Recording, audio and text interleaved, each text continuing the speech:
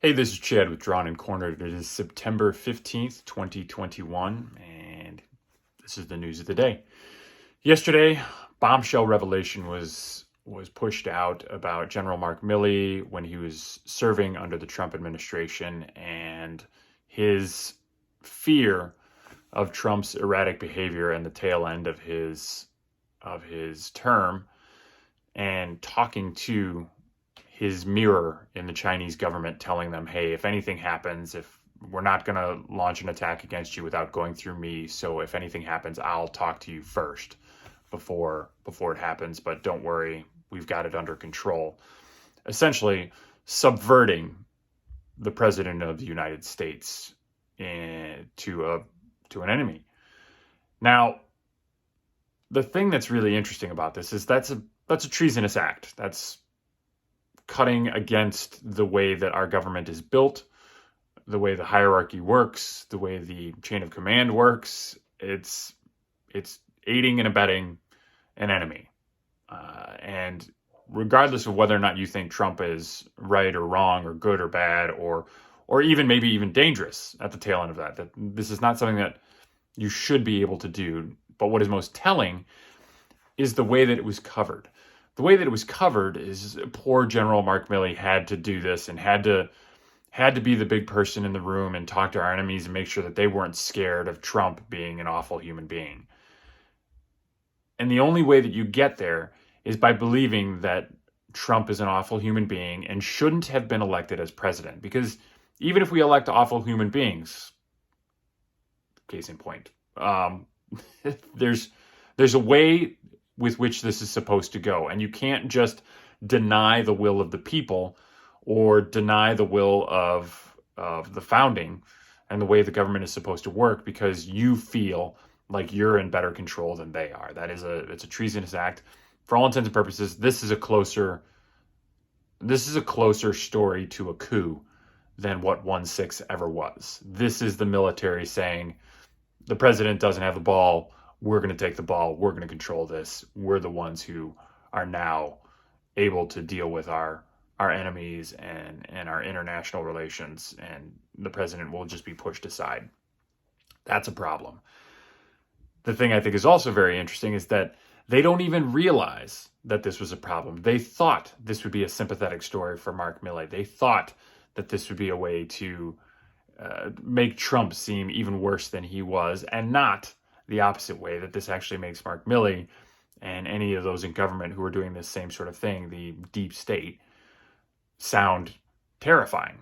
The bureaucracy and the folks that are in positions that are unelected, that are controlling this government, are wildly dangerous. And hopefully that conversation is furthered by this story. It comes from a new book by Bob Woodward about Mark Milley and Trump and the early stages of the Joe Biden administration. And I think it's very telling of just how pervasive the deep state is and insidious in a lot of aspects. That, again, just because you don't like Trump doesn't mean that this is a good operational procedure to have happen. You wouldn't want this happening to your president. I don't want it happening to my president. This is not the way that things are supposed to work, and hopefully there is some backlash to that. Second story of the day, Gavin Newsome, the governor of California, has made it through his recall election. Apparently about twice as many people voted for him to stay as to go.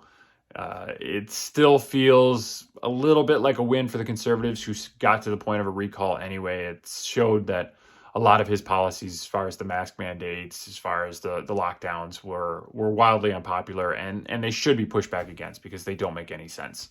And rules that he wasn't even willing to follow himself. So yes, that's sort of good. Ultimately, it really doesn't matter. We kind of knew this was going to happen already. California is not red in any way, so ousting a blue governor was going to be an uphill battle to begin with. But Larry Elder got his name out there.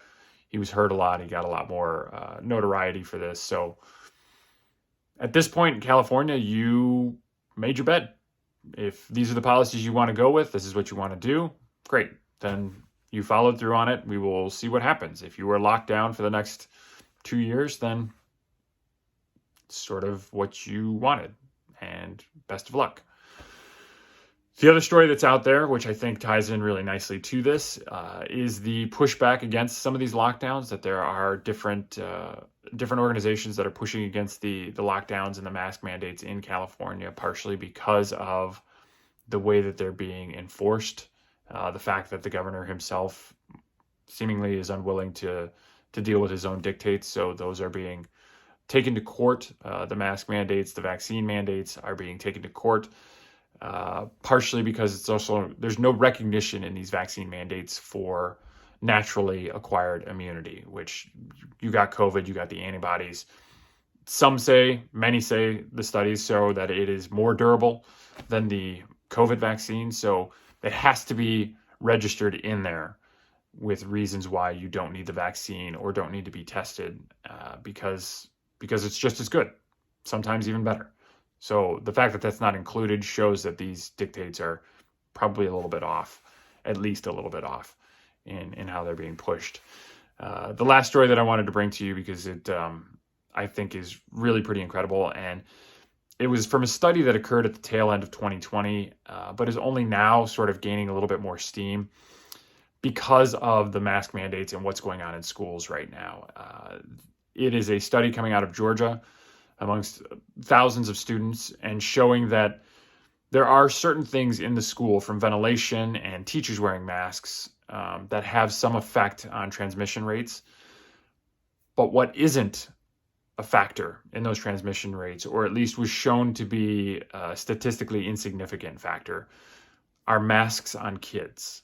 So there should be, and there's going to be, a pushback against this idea. Our kids should not be masked. The disease does not affect them in nearly the same numbers. The transmission rates are not there. There is no good data to have kids in masks. And there'll be a lot of people out there that say, well, we should just be doing something. Like, there's no reason not to do it. There's little impact. That's also untrue. The amount of change that these kids are going through, the sociological, the mental, the psychological effects that these kids are going through because of being masked and being distanced and not being able to talk to their friends and stay with their friends. And what's going on in New York is a travesty right now, as they're opening up schools and separating kids. They're not allowed to play together, be near each other, have any sort of interactions with any sort of excessive breathing. It's just, there is no data to support this type of activity with our kids, and it's affecting them negatively. And the fact that there's actually data going the opposite direction, and that's not being widely reported, that's not being pushed out by Anthony Fauci and the Biden administration, shows that this is a political tool. This is not about making you safer. This is about allowing them to push more money out, to take more control, to push control higher up instead of being at the locality or the state level, to put it to the federal government. You need to resist. Do not comply. There is no reason to have your kids in masks, and it's hurting them every day. Thank you very much for watching. This is Chad with Drawn and Cornered. If you agree with anything that I said here, if you disagree, you think I'm off my rocker, leave a comment down below, subscribe. We get news like this every day. Thank you very much. I'll see you tomorrow.